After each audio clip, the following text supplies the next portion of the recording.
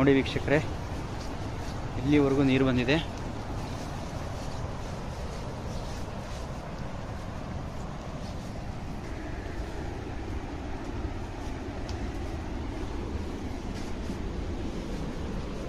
ನೋಡಿ ವೀಕ್ಷಕರೇ, ತುಂಬ ನಿಗೂಢವಾದ ಸ್ಥಳ ಥರ ಇದೆ.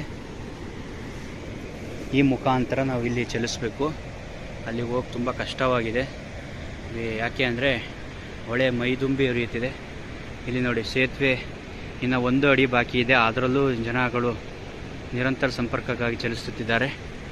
ನಾವು ಈ ತುಂಬಿರೋ ಹೊಳೆಯಲ್ಲಿ ರೀಚ್ ಆಗೋಕ್ಕಾಗುತ್ತೆ. ಬನ್ನಿ.